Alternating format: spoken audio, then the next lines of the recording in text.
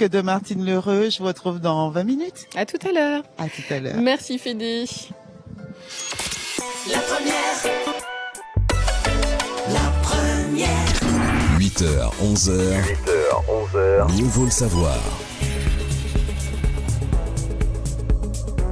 10h11, elles sont là, mes invités m'entourent dans le studio. On va retrouver Fédé tout à l'heure. Bonjour Martine. Bonjour. Bonjour Claire. Bonjour. Et bonjour Céline. Bonjour. J'ai retenu tous les prénoms. Alors, ces dames sont là au nom de l'Agence de l'environnement et de la maîtrise de l'énergie. Ce matin, nous allons parler, comme Fédé l'a dit à l'instant, de la gestion des déchets.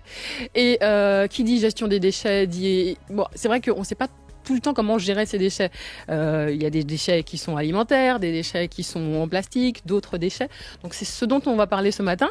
Qui va commencer ? Claire, peut-être ? C'est moi qui vais commencer, effectivement. Alors, je t'écoute. Déjà, je me présente, je m'appelle Claire Chignoli, je suis ingénieure déchets à l'Agence de la transition écologique et donc à l'ADEME. Oui. Et l'ADEME s'intéresse à la question des déchets parce que, en fait, la gestion des déchets, c'est un fort impact environnemental. Il faut être très clair là-dessus. Alors, il y a les impacts environnementaux qu'on voit, qui sont perceptibles avec les dépôts sauvages, avec les désagréments, avec les plastiques qui reviennent par la mer. Et puis, il y a les impacts qui se voient moins avec les microplastiques, les maladies qui peuvent être induites par ça, etc. Donc, c'est quelque chose qui a un fort impact environnemental. Et sur nos îles, nos territoires petits et insulaires, il y a un enjeu fort parce qu'on pratique encore la mise en décharge. On a beaucoup de déchets qui arrivent par l'importation et qui repartent pas forcément. Et du coup, ça fragilise nos systèmes, ça fragilise les écosystèmes, ça fragilise un tas de choses et ça fragilise même simplement le système de gestion des déchets puisqu'en fait, ça déborde un peu et on a besoin d'avoir des opportunités de faire repartir une partie des choses, de valoriser une partie des choses en développant de l'activité économique sur l'île et finalement d'éliminer une petite portion mais qui doit rester... à l'équilibre pour le système, en fait, qui doit rester à l'équilibre pour le système. Donc, c'est vrai que nous, l'ADEME, on travaille sur cette thématique-là parce qu'historiquement, il y avait deux pôles à l'ADEME, on va dire l'énergie et finalement les déchets. Et on soutient pas mal de choses sur cette thématique-là au niveau du territoire. On soutient des études, on soutient de la communication, on soutient des actions de sensibilisation avec tout un tas d'associations qui peuvent agir sur le territoire. Et puis, on mène aussi des études pour connaître un petit peu, là, la dernière étude en date dont on doit donner des résultats aujourd'hui, c'est on a été refouiller la poubelle des Martiniquais pour savoir c'est quoi qui est dans la poubelle grise, voilà. C'est qu'est-ce qui reste dans la poubelle grise, en fait, puisque aujourd'hui, on a une poubelle jaune, on peut avoir une poubelle marron en fonction de où on vit sur l'île. On a la possibilité d'accéder aux déchetteries quand elles sont ouvertes et qu'on peut être accueilli dans de bonnes conditions. Mais il reste des flux qu'on appelle en mélange, qui sont les flux qui nous posent problème, qui sont ceux en fait qui sont majoritaires, qui restent majoritaires. Et du coup, il serait souhaitable de pouvoir trier ce qui reste dans cette poubelle-là. Donc là, on vient de finir une campagne de 4 mois l'année dernière où on a pris des camions poubelles, vidé des camions poubelles, remélangé pour avoir un espèce d'échantillon représentatif. On a fait ça un certain nombre de fois. Et du coup, on a la composition de ce qui reste dans la poubelle des Martiniquais. C'est-à-dire qu'on a trié, alors on n'a pas trié coton-tige par coton-tige, mais presque. Là, le coton-tige fait partie de ce qu'on appelle la fraction hygiénique, donc avec des petites lingettes, des cotons, etc.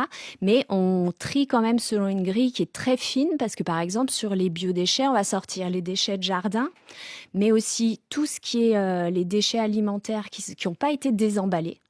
Donc ça fait du gaspillage alimentaire. Mais aussi derrière, on va aller regarder dans le tas d'épluchures, qu'est-ce qui aurait pu être consommé, c'est-à-dire des restes de repas ou des choses qu'on n'était peut-être pas obligé d'éplucher, et ce qui l'était pas. Ce qui nous permet vraiment d'avoir une vision gaspillage alimentaire assez fine sur le territoire. Et aujourd'hui, on a des nouveaux chiffres par rapport à ça et je peux discuter un petit peu avec vous si vous souhaitez de ce qui reste dans la poubelle, dans nos poubelles grises. Alors, avant justement, Claire, d'en dire un petit peu plus justement sur ça, je crois qu'on a Gérard, merci Vaeva, au téléphone qui avait peut-être une question. Bonjour Gérard. Bonjour, bonjour. Je me suis intéressé à un moment aux déchets, mais il y a beaucoup de choses à recycler. Par exemple, mais déjà on recycle déjà très bien, puisque on brûle des déchets, je crois, derrière Châteauboeuf, là, il y a une brûlerie de déchets où ils fabriquent de l'électricité avec. La déchetterie, oui. Oui, ça, bien sûr. ça. Et les batteries de voitures, au lieu de les renvoyer, ça coûte très cher de les renvoyer, on pourrait refaire des batteries sur place. Alors, il y a déjà le bac qui peut être recyclé, hein, le plomb peut être recyclé facilement, et il y a même déjà un peu d'acide sulfurique là-dedans qui peut être recyclé. Tout peut être recyclé dans la batterie. Alors, sur les batteries, il y a de la régénération aussi sur l'île. Il y a quelques entreprises qui font de la régénération de batteries, c'est-à-dire qui restartent. Voilà. Moi, je suis chimiste, je sais faire ça. Alors, c'est arrivé, j'ai régénéré quelques batteries, je les ai mis là, on me les a volées. C'est le problème avec les batteries. C'est que le cours des métaux est très fort et... Ouais, non, mais je parle des batteries, mais il y a autre chose à recycler. Par exemple, dans les amas où on a mis en tas, qu'on appelle ça qu'on met en tas. Le terme exact, c'est quoi là? Qu'on fait un tas en enfouissement. L'enfouissement. Bon. À l'enfouissement, d'accord. L'enfouissement. Bon, alors je suis chimiste et j'ai traîné mes bottes un peu partout et je suis allé visiter en Seine-et-Marne une déchetterie où on enfouissait. Eh bien, figurez-vous qu'il sortait du méthane de l'enfouissement parce que ça fermente et ils avaient un système qui consistait ils ont foré dans l'enfouissement, ils ont mis des tubes et ils laissent rentrer de l'air et ils tirent le vide au milieu. Il y a des tubes de partout autour de la zone où on a enfoui et au milieu, au centre géométrique, ils tirent un léger vide et il sort du méthane. Et je disais au gars, on peut faire tourner un diesel et faire l'électricité. Mais oui, on compte le faire, c'est tout. Alors, il y a ça aussi pour l'enfouissement parce que la combustion spontanée de l'enfouissement vient du méthane. Oui. On peut l'utiliser. Alors ça, c'est quelque chose qui existe déjà en Martinique sur l'ancienne décharge de Fort-de-France. Il y a tout un système de collecte, on appelle ça les biogaz de décharge, puisqu'effectivement, ce sont des méthanes, il n'y a pas de souci. Je ne savais pas. Et il y a un moteur qui tourne sur les anciennes ordures de Fort-de-France, puisque la décharge de Fort-de-France, qui est derrière l'incinérateur, dont vous parliez tout à l'heure, où on brûle les déchets, est une décharge réhabilitée et du coup, qui va produire pendant plus de 30 ans ces gaz de décharge. Et là, sur ce site-là, on peut les collecter et les capter. Le gaz de décharge, c'est un des problèmes environnementaux aussi de la décharge. Quand elle est en exploitation, c'est un peu compliqué de ne pas avoir de gaz de décharge. Et le gaz de décharge, c'est lui qui met le feu à l'enfouissement, à la zone où on enfouit. Exactement. C'est ce qui rend encore plus sensible. C'est que j'avais compris. Bon, voilà. Et puis, on apprend des choses au grand public parce que, je ne vais pas laisser la parole aux autres parce que d'autres personnes ont certainement des choses à dire. Bon, mais le traitement des déchets, c'est un problème. C'est un problème. Il faut bien le faire, c'est tout. Il faut le faire de façon logique et puis ne pas faire d'erreur. Bon, allez, bonne journée et puis à bientôt. Portez-vous bien. Bisous, à bientôt. Je dis pas bonne année, mais le cœur y est. D'accord. À tout à l'heure, Gérard. Merci. Merci de ta question. Qu'est-ce qu'il y a d'autre? Il y a d'autres questions aussi. Qu'est-ce que, par exemple, qui a été mis en place concrètement pour une amélioration de la gestion des déchets en Martinique? On va en parler juste après ça. Chaque dernier vendredi du mois en télé sur Martinique la Première, retrouvez les dîners de Kelly. Les dîners de Kelly, un concept original entre information et divertissement. On va vers une idiocratie. Humour, confidences inédites, anecdotes, sujets d'actualité. Chaque dernier vendredi du mois, autour de Kelly, des personnalités au parcours riche et inspirant. Laissez-vous embarquer. Les dîners de Kelly, dès 20h en télé sur Martinique la Première.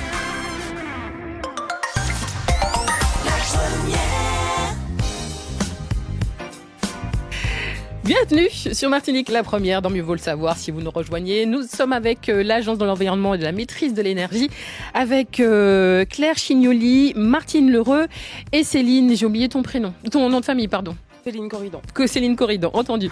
Donc nous parlons de gestion des déchets en Martinique et nous allons répondre précisément à cette question qui a été posée par Eliane. Qu'est-ce qui a été mis en place concrètement pour une amélioration de la gestion des déchets en Martinique? Claire. Alors, au niveau des collectivités, on a quand même une évolution assez forte ces dernières années avec un service de collecte en porte-à-porte sur la poubelle jaune, avec une densification des bornes de tri, avec plus de communication sur les flux qu'il faut trier. Néanmoins, il reste beaucoup d'inconnus sur un certain nombre de déchets qu'on peut jeter en dehors du service public, notamment quand nos déchetteries sont fermées, et qui sont les déchets pour lesquels on paye une éco-contribution, pour lequel il y a un éco-organisme qui est également en charge de l'élimination de ces déchets.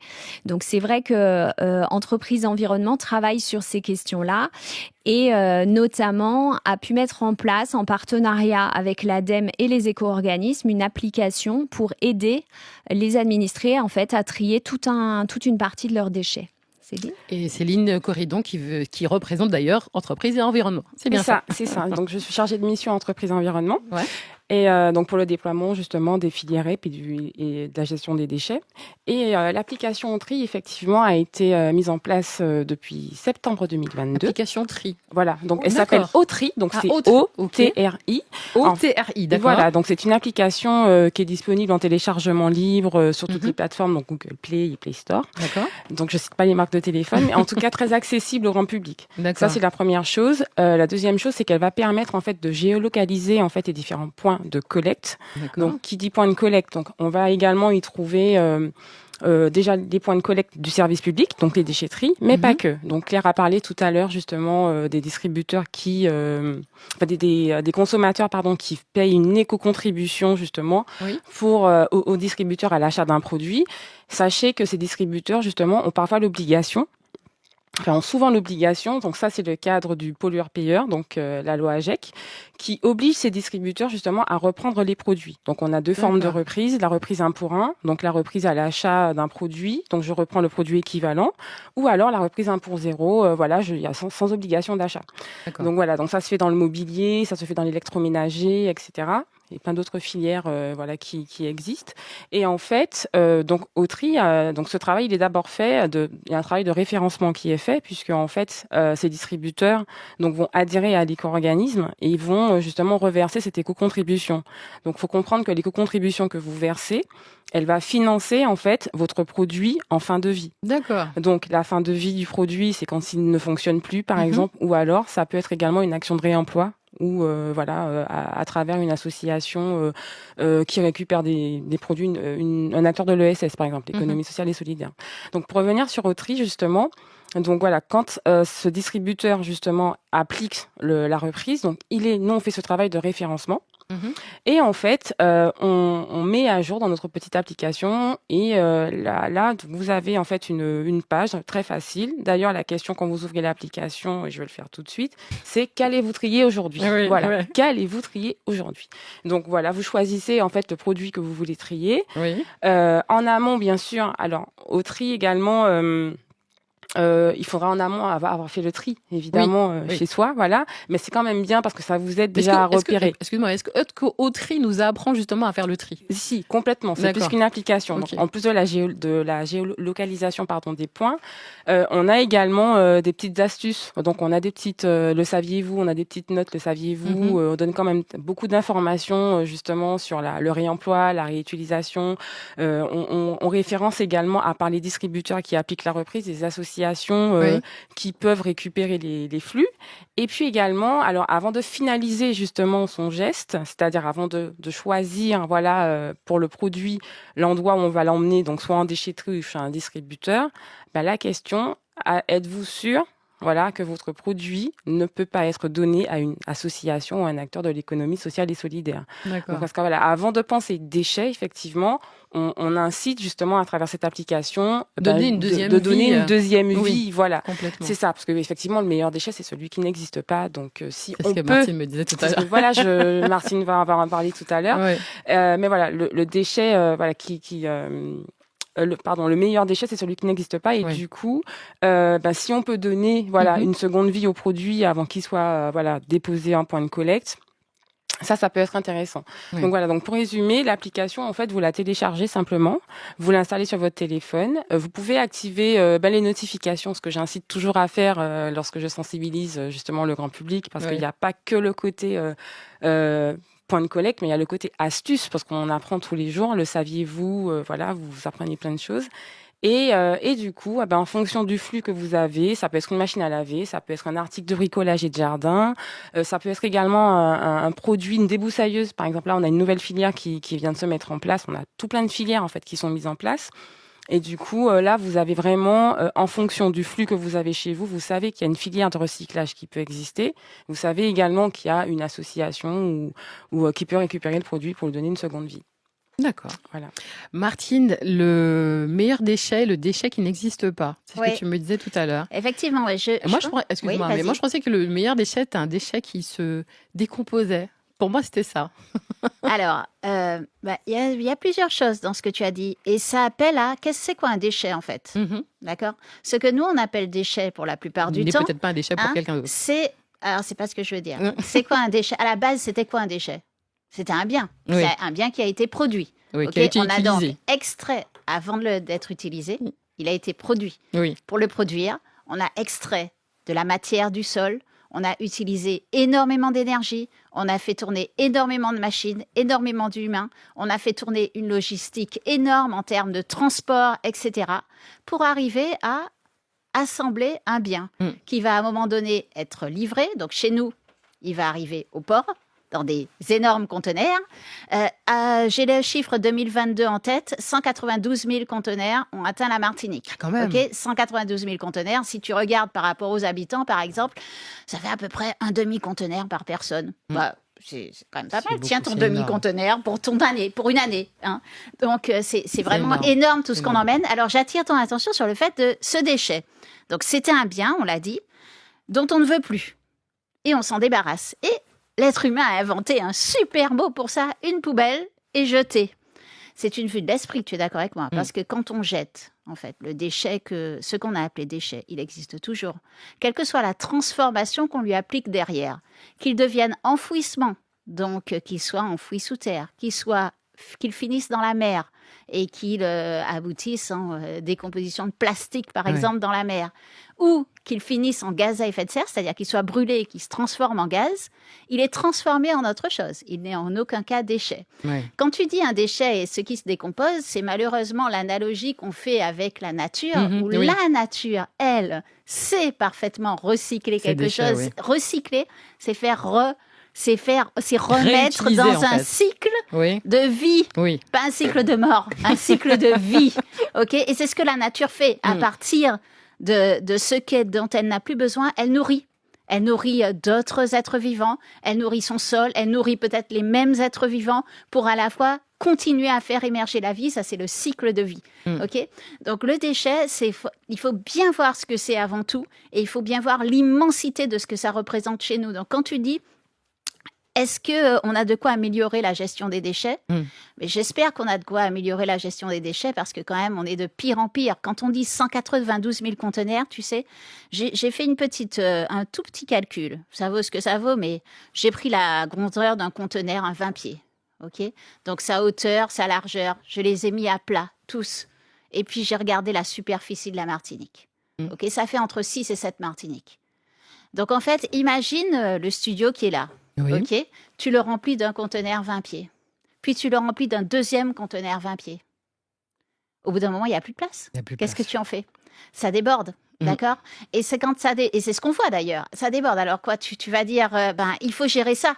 Et c'est ce qu'on dit à la puissance publique. Il faut qu'elle gère ça parce que ça se voit, ça commence à déborder, ça pollue de partout, etc. Donc on essaye de cacher. Mais à un moment donné, peut-être qu'il faudrait se demander, est-ce qu'on arrête de faire rentrer ce qui deviendra déchet? Est-ce qu'on a réellement besoin de ce qu'on est en train de gérer en bout de chaîne? Parce qu'en bout de chaîne, encore une fois, qui c'est qui paye? Les consommateurs, bien sûr. Alors, je vais te dire, il est 10h30. On a entamé cette émission à 10h. D'accord? Donc, 30 minutes, 30 millions. Si je te dis 30 minutes, 30 millions. Depuis le début de cette émission, dans le monde, on a vendu 30 millions de bouteilles de plastique. De 10h à 10h30, 30 millions. Énorme. Le plastique, c'est des impacts énormes sur la santé. Tu sais, on n'en parle pas assez souvent, mais je vais t'énumérer parce que franchement, je crois qu'à un moment donné, il faut qu'on s'arrête et qu'on se dise de quoi est-ce qu'on parle et quel est l'impact non seulement sur notre environnement, mais aussi sur nous-mêmes. Donc tu l'as dit tout à l'heure en entrée de jeu, que c'était un problème pour la santé. Mais tu sais, je prends une petite infographie, d'accord ? L'hyperactivité, déficit de l'attention, faiblesse du QI chez les enfants, asthme, obésité, puberté précoce, chez les adultes, troubles de la thyroïde, cancer du sein, diabète, obésité, stérilité, cancer de la prostate, faible numération des spermatozoïdes, troubles du développement chez l'embryon.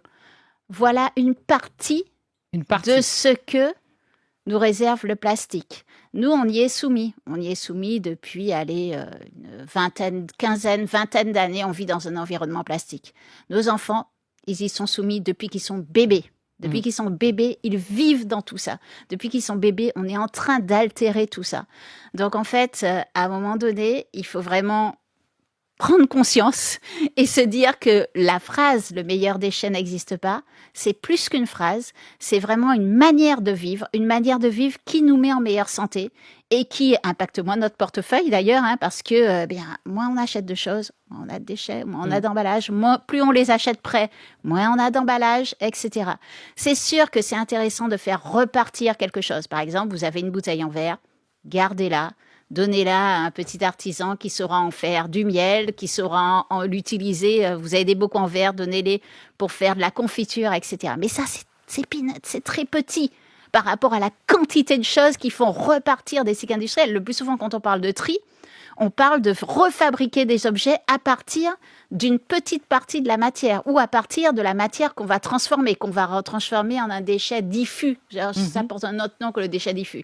Et on va refaire partir du pétrole pour arriver à refabriquer quelque chose. Donc derrière, il y a quand même toute une réalité que l'on invisibilise par rapport à ça et qui devrait être au cœur des débats. Et donc, de ce que tu dis, Martine, émergent des questions, notamment, alors il y en a deux qui sortent du lot. Comment peut-on réduire donc les encombrants en Martinique ou quels gestes au quotidien pouvons-nous avoir pour l'avenir de notre île, tout simplement, Martine? Alors, tiens, je pourrais dire une chose, par quoi moi je suis passée pour ça. Vas-y. C'était intéressant, c'était lors d'une World Cleanup Day, donc un ramassage des déchets auquel j'ai décidé de participer. Donc, j'ai ramassé, j'ai nettoyé une plage, tu vois. Et à chaque fois que je tenais un déchet dans la main, je me suis interrogée en fait. Je me suis interrogée, est-ce que je le consommais? D'où ça venait? Donc, pourquoi c'était là? Quel industriel le vendait? Ensuite, est-ce que moi je le consommais? Et est-ce que je tenais un déchet équivalent dans la main? Et en fait, après, à chaque fois, dans chaque geste chez moi, à chaque fois que je tenais un déchet dans la main, je me suis demandé comment faire pour l'éliminer. Et au fur et à mesure, je suis arrivée à trouver des solutions. Parfois, j'ai fait machine arrière parce que peut-être que la solution que j'avais trouvée était pas bonne, n'était pas stable ou me convenait pas ou était très demandeuse derrière en énergie pour y passer. Et parfois, j'ai abandonné des choses. J'ai arrêté de consommer certaines choses parce que je me suis dit, mais en fait, il ne faut pas chercher à tout remplacer. Il y a des choses qu'on peut carrément éliminer.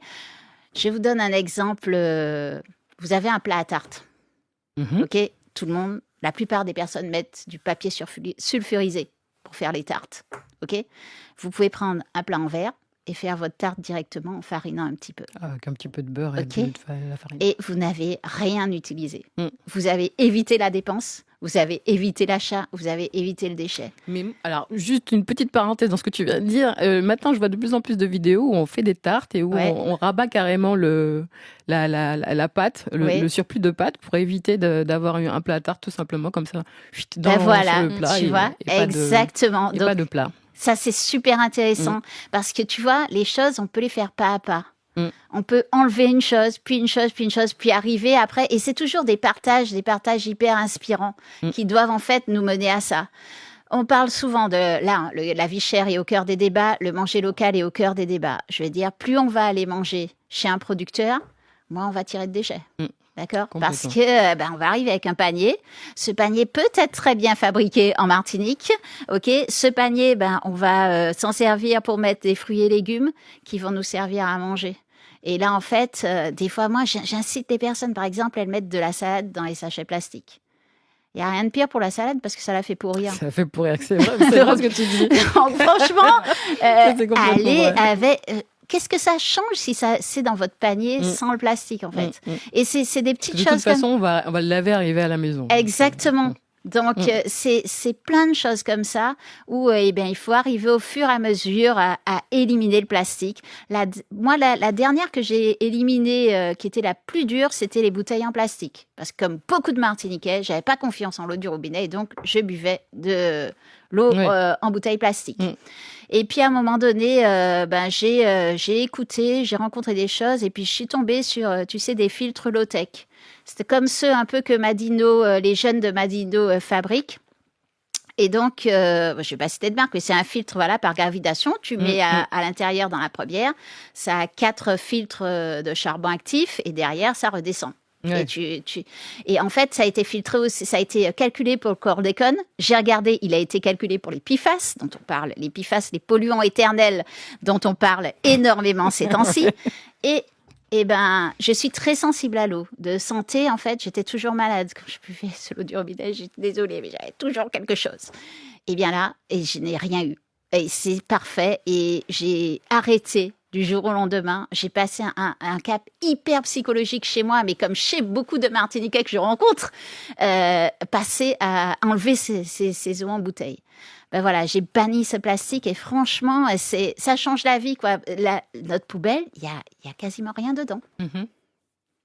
C'est possible et on dépense moins d'argent et on a une vie plus saine, on est en meilleure santé. Et vraiment derrière, c'est ce qu'il faut se dire en fait.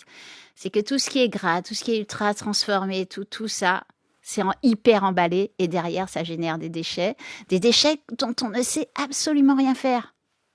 Comment peut-on réduire, quels gestes au quotidien pouvons-nous avoir donc pour l'avenir de notre île et pour réduire nos déchets, Claire ? On est sur des gestes d'évitement, effectivement. Pour revenir sur les quantités, on est à 1 tonne 100 produits de déchets par Martiniquais par an. Donc c'est une petite voiture, une petite citadine par Martiniquais. Il faut être dans la prévention, ce que nous on appelle la prévention déchets, effectivement. Et notamment quand on regarde le contenu de la poubelle des Martiniquais, parce que du coup je vais revenir un petit peu là-dessus. Ce fameux contenu. C'est mon dada. Ce fameux contenu. C'est mon dada. On se rend compte que dedans il y a déjà un tiers de la poubelle, c'est 113 kilos quasiment, c'est que du biodéchet. Donc ça veut dire que déjà ça c'est quelque chose sur lequel on va pouvoir impacter. Quand tu dis du biodéchet, c'est donc du biodégradable, tu veux dire ? Voilà. D'accord. Puisqu'on parlait tout à l'heure du fait que ce déchet-là, on peut le gérer à proximité pour un retour à la terre et puis vraiment avoir une agriculture en lien avec ça et éviter d'importer des composts. Il y a pas si longtemps, on importait des composts en Martinique, importer des engrais. Et on peut aussi travailler à faire du retour au sol par rapport à ces 113 kilos là qui sont présents. Ça veut dire que tout un chacun à notre niveau, si on peut composter à la maison, on peut déjà réduire quasiment de 60 kilos, 20 à 60 kilos, même si on réduit que de 20, en réalité, c'est de toute façon bénéfique pour le nombre de transports et pour la quantité que représente notre poubelle grise. Donc ça, c'est les premiers axes, ça peut être ça. On parlait du gaspillage alimentaire, c'est pareil, c'est faire attention finalement à ce qu'on achète. Les circuits courts, ça permet aussi d'avoir des légumes qui sont un peu plus frais et de pas se retrouver à jeter des choses. Donc on est sur une autonomie alimentaire plus proche et beaucoup plus importante. Dans la poubelle, dans la poubelle du Martinique. J'ai juste une petite question, c'est un auditeur qui voulait nous poser, c'est Thérèse, une auditrice qui voulait nous poser une question. Thérèse, bonjour. Bonjour Thérèse. Bonjour à l'animateur, pas l'animateur, la dame que vous avez. Oui, alors, j'en ai 3 autour de moi. J'ai Claire, j'ai Céline et j'ai Martine. D'accord, mais bonjour à eux. Bonjour Thérèse.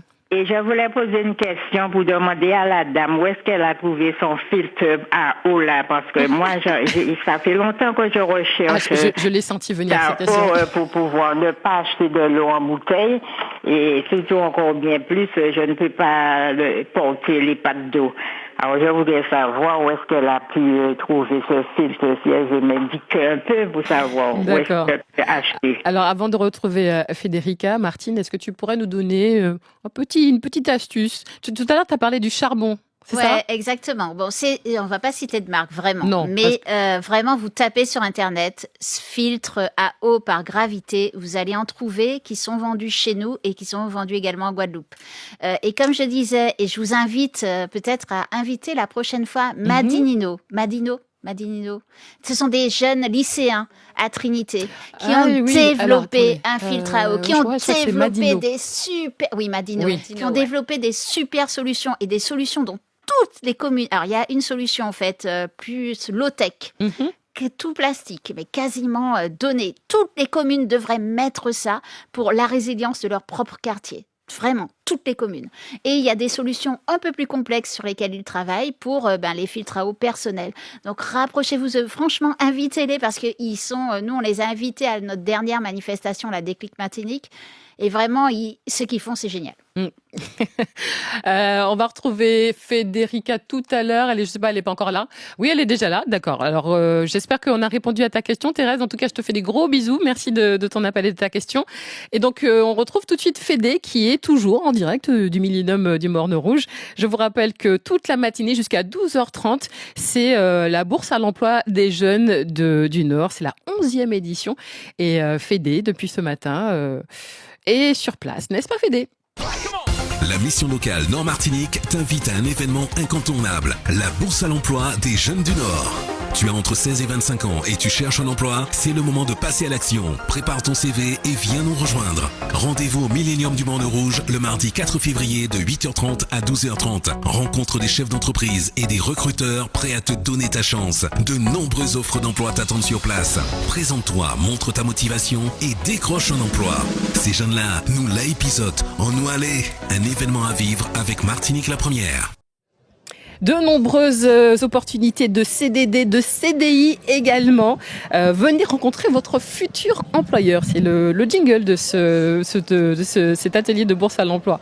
Fédé est sur place. Fédé, est-ce que tu es là? Oui, elle est là. Oui, toujours présente, avec en poche des PEC jeunes, des CIE jeunes, des contrats en alternance, des CDD, des CDI. Bonjour à Céline, bonjour Martine, bonjour toutes celles qui sont avec toi. Tiens, j'ai un petit trou de mémoire. Alors Céline, Claire et Claire, Martine. Voilà. C'est parce que c'était laissé. Oui. C'est Céline, Claire et Martine. Bonjour aussi. Charlie, voilà. Salut Lydie.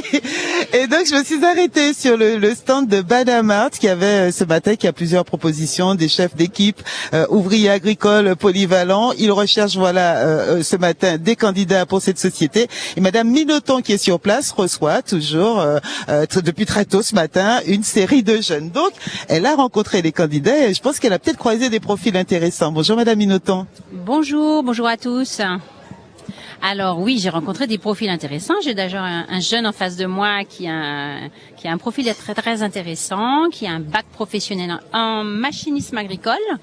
Et vu son expérience en plus de son diplôme, on a des propositions à lui faire par rapport à des postes notamment de chef d'équipe que les employeurs recherchent.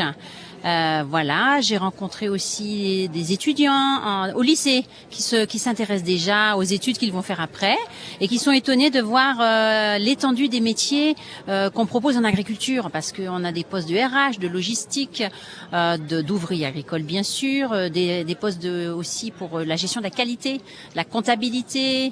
Donc on a tout un éventail de postes et finalement c'est une surprise pour ces jeunes-là.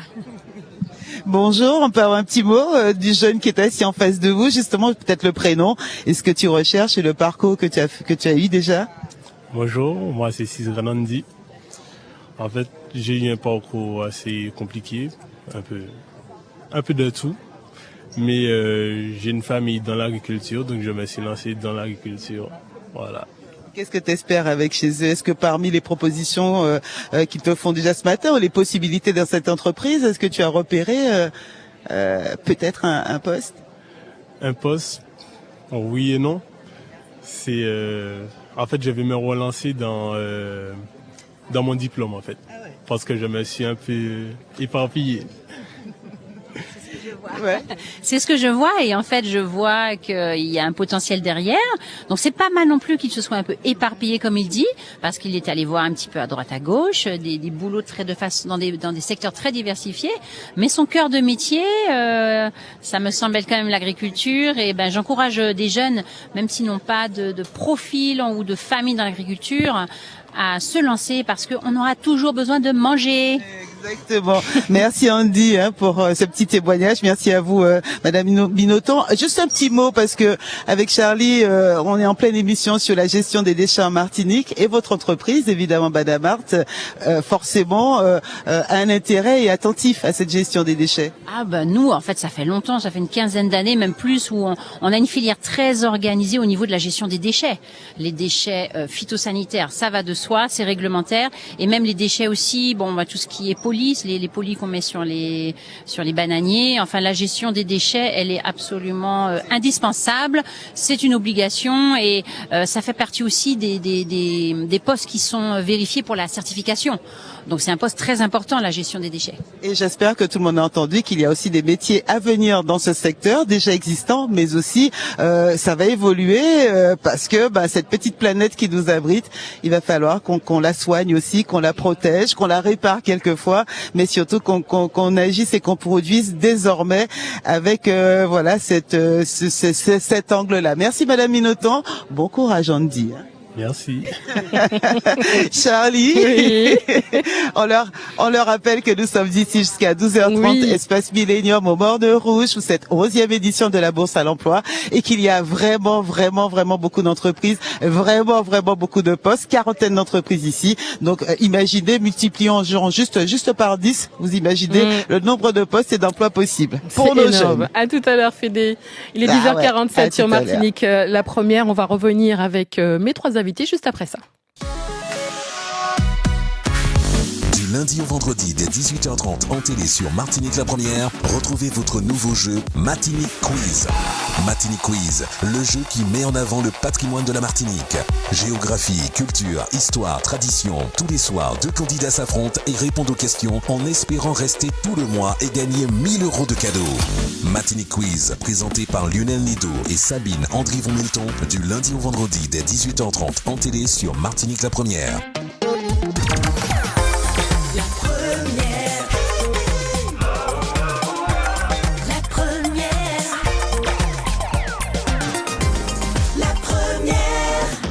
Avocats, médecins, consommation, jardinage, tout ce que vous devez savoir avec Federica sur la première.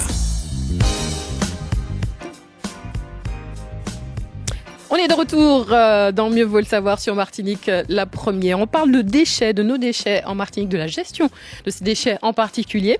Et Claire va continuer avec les chiffres. De la composition de notre poubelle. Exactement, on commençait tout à l'heure. Mais juste avant, je voulais... tout à l'heure, on a eu Thérèse au téléphone. Thérèse qui voulait des renseignements, des conseils sur les filtres dont a parlé Martine tout à l'heure. Alors, on peut pas faire de pub sur la radio publique. On peut pas parler de fontaine en particulier, Thérèse, mais juste pour te dire qu'il existe donc des solutions naturelles. On avait commencé à te le dire, le charbon naturel notamment. Mais il faut pas aller mettre un morceau de charbon dans l'eau. Le charbon qu'on utilise pour les grillades, c'est pas ce charbon en question. C'est un charbon assez particulier, mais si j'ai son numéro de téléphone ou si tu me rappelles, Thérèse, je prends ton numéro et puis on va en discuter hors antenne. Claire, la suite de ces fameux chiffres. Alors du coup, notre poubelle là, notre grosse poubelle grise, on a dit qu'on avait 113 kilos de biodéchets, donc ça on a vu un petit peu ce qu'on pouvait faire avec. Et derrière ça, il y a quand même 100 kilos de déchets qui sont des emballages. Donc effectivement, là, il y a des efforts à faire peut-être sur notre comportement de consommateur pour réduire cette partie-là. Mais il y a aussi des efforts à faire pour finalement les trier, c'est-à-dire que ces déchets-là, on peut les mettre directement, ces 100 kilos-là, on pourrait les mettre directement dans la poubelle jaune qui est disponible sur le territoire. Alors, c'est un premier pas. C'est pas forcément la chose la plus impactante. Je vois Martine qui secoue la tête. C'est pas forcément la chose la plus impactante, mais aujourd'hui, en termes de gestion, ils existent. Ils sont là, mais ils sont pas dans la bonne poubelle pour avoir un impact moindre. Voilà. D'accord. C'est-à-dire que si ces déchets-là étaient remis dans cette poubelle jaune, parce que là, vraiment, ces 100 kilos-là, c'est les consignes de tri Martinique, on serait sur une gestion améliorée, un allègement du nombre de tournées aussi liées à la poubelle grise. Oui. Et puis, c'est des déchets, malgré tout, qui repartent dans des filières, qui restent pas forcément sur l'île, qui génèrent pas des nuisances parce qu'ils ont été captés. Alors, je vois Martine qui secoue la tête. On est d'accord que le meilleur déchet, c'est celui qui est pas produit. Mais quand il est produit, il est quand même mieux qu'il soit éliminé de manière correcte. C'est-à-dire, s'il reste dans cette poubelle-là, soit il finit à l'enfouissement dans nos décharges qui se remplissent. Et je rappelle qu'on n'a qu'un seul site, qui est un trou, qui est une ancienne carrière. Et que quand on aura fini de remplir ce trou-là, il faudra peut-être trouver un autre site. Et que ça, sur une île de 1100 km², c'est quelque chose qui est... Voilà, c'est juste pas possible. En tout cas, on n'a pas tous envie d'avoir ça dans notre jardin. Et que, par ailleurs, sinon, ça va à l'incinérateur, mais que pour l'instant, on a tellement de déchets en mélange que on peut pas, entre guillemets, faire disparaître, même si c'est pas complètement magique, l'incinérateur, ça a d'autres conséquences sur la santé. On peut pas faire disparaître ces déchets-là. Donc, c'est quand même important que ces déchets en mélange, ils diminuent de manière drastique. Et donc là, on a 100 kilos qui pourraient être déjà orientés vers autre chose. On a aussi une petite vingtaine de kilos de déchets qui correspondent à du déchet électrique, électronique, du petit électroménager, des choses comme ça, qui sont des déchets pour lesquels, effectivement, d'abord, on peut peut-être faire réparer.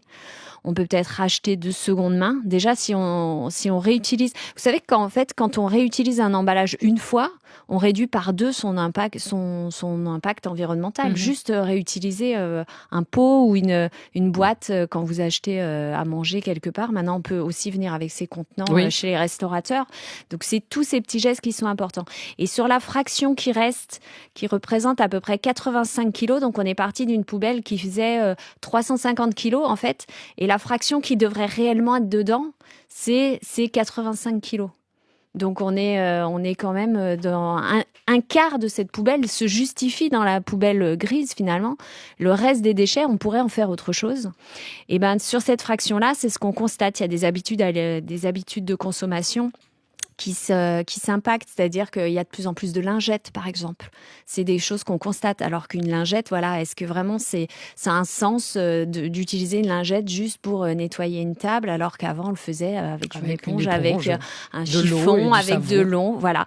Donc on est au cœur même de nos pratiques de consommation, et même si on peut pas pouvoir tout diminuer, modifier notre comportement très rapidement et de manière forte, disons que ce sur quoi on n'arrive pas encore à jouer, par contre, le tri, c'est vraiment quelque chose qui peut alléger le système global de gestion des déchets en Martinique et le rendre plus résilient, parce qu'aujourd'hui, dès qu'il y a une petite problématique quelque part, tout est bloqué et tout le monde est insatisfait de la façon dont les déchets sont gérés. Alors, avant ma prochaine question pour Céline Corridon, il y a Jacqueline au téléphone. Bonjour Jacqueline. Oui, bonjour. Juste une remarque. C'est bien de faire les tri, mais quand on voit les bornes qui sont pleines jusqu'à craquer, on se demande est-ce qu'il faut continuer à faire du tri? Les bornes orange, jaunes et tout ça, remplies à craquer. Bon, il y a une chose, on a avancé sur un point, le tri des vêtements. Parce que j'ai vu qu'on a multiplié énormément les bornes oranges dans tous les secteurs, donc ça c'est une bonne chose. Mais il faut aussi qu'on apprenne, qu'on revienne au système, par exemple, des couches jetables, presque abolir ce truc-là. Ça aussi, il y a beaucoup de choses aussi à faire. Hein. Vous savez, c'est déjà passé par l'éducation.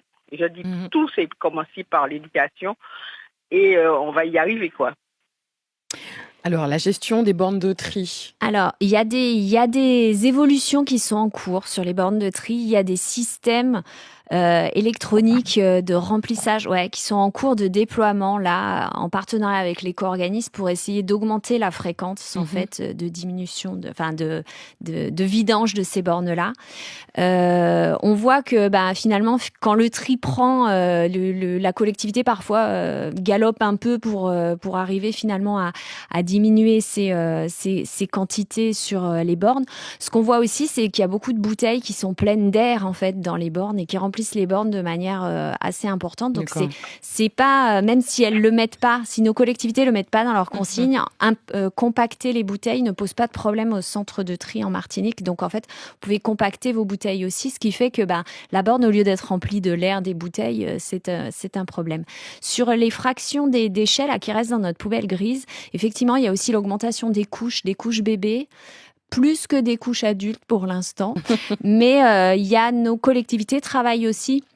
Notamment, je sais que la GACEM le faisait passer un temps sur des kits de couches lavables pour aider les jeunes parents à peut-être passer toute cette période où il y a une grosse production de déchets liée à ça, avec des couches lavables. Donc c'est vrai que c'est aussi faire connaître toutes ces initiatives et ces solutions alternatives, surtout parce que souvent en fait on a l'impression que les industriels nous pondent une solution facile, avec la lingette. Ça va être plus rapide. Pleine de polluants. Ouais, voilà. En plus, pleine de polluants. Oui, ça passe par l'éducation. Ça passe par à la fois l'information pour faire connaître un petit peu ce qui se passe sur le territoire, parce que parfois on peut avoir l'impression que en Martinique il se passe pas grand chose et on trouve des trucs sur Insta qui se passent ailleurs et tout. mais en réalité, il se passe pas mal de choses en Martinique. Donc faire connaître et puis effectivement sensibiliser dès le plus jeune âge aussi. Merci Jacqueline de ta question. Merci Jacqueline. Bonne journée, à bientôt. Bonne journée. Bye. Alors, question de Sabine qui voudrait savoir, c'est une question pour Céline. Est-ce que l'application Autry nous apprend à utiliser les poubelles de couleur ? Parce qu'elle s'y perd apparemment. Alors, les consignes de tri, elle veut dire, je pense. Les poubelles de couleur, donc en fait, on en a que deux. Donc, la jaune pour les emballages. Alors, j'insiste bien, c'est emballage, parce qu'on a tendance à dire la borne jaune, c'est pour le plastique. La borne jaune est pour les emballages. Donc, emballage, donc plastique, papier, carton. Ouais. Et on peut y mettre des prospectus. On peut y mettre également Claire n'est pas d'accord. Des prospectus, des livres. Bon, alors, donnez les livres, ne les mettez pas, ne les jetez pas. Excuse-moi, je t'ai coupé. Donnez les livres, en effet, mais bon, malheureusement, il se trouve que, écoute, je suis parent, ça a été mon cas dernièrement. Les manuels scolaires de ma fille, je ne pouvais pas les donner parce qu'elle avait écrit les fichiers, en tout cas de l'élève. Voilà, il y en a certains effectivement qu'on ne peut pas donner et qu'on ne peut pas revendre, par exemple. Donc effectivement, ceux-là, oui, on peut les mettre dans la borne. Cependant, je pratique le don du livre, en tout cas. Voilà. Et donc du coup, l'autre borne de couleur, donc la borne de verre, donc en fait, c'est pour les emballages et les bocaux en verre et les bouteilles en verre. Et donc, pour répondre à la question j'ai oublié son prénom. Donc oui, effectivement, les consignes de tri, effectivement, sont disponibles sur Autry, et pas que d'ailleurs. En fait, comme je disais, il y a un petit onglet astuces et on peut activer les notifications et on a accès à pas mal d'informations.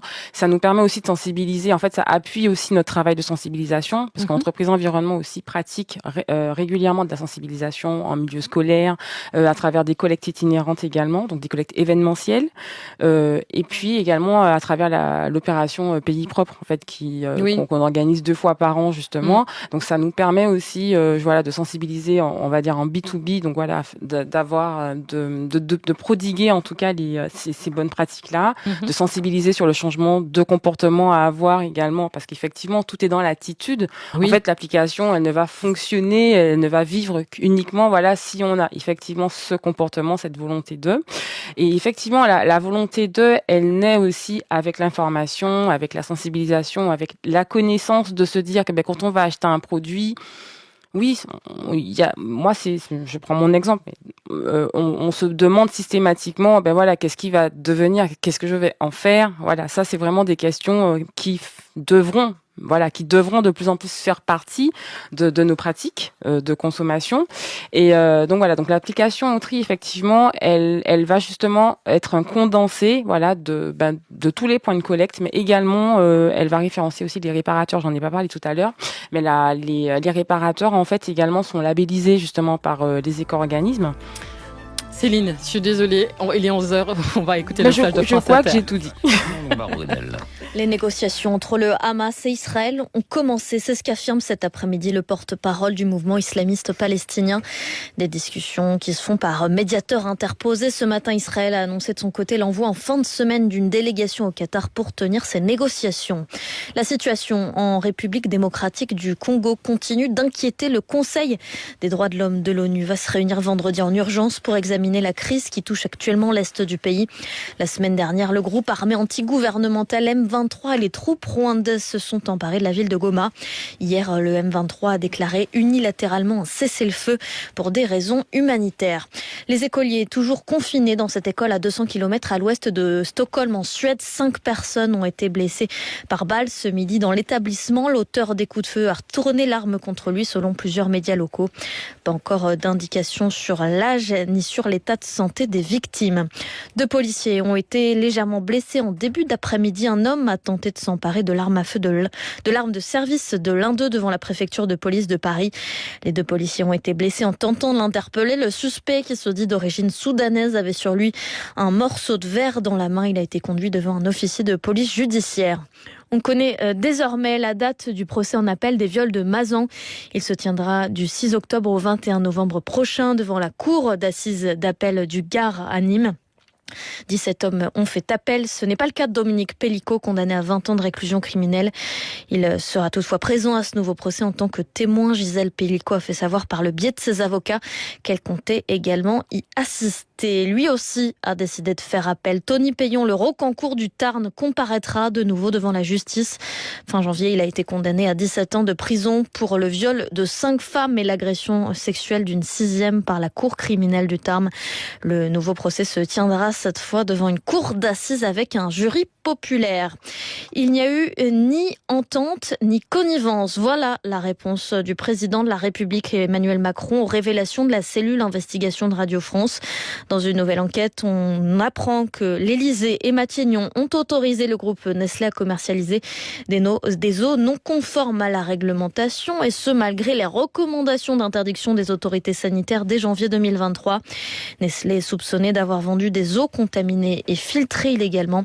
Une commission d'enquête parlementaire sur les eaux en bouteille est en cours. Les investigations se poursuivent. Et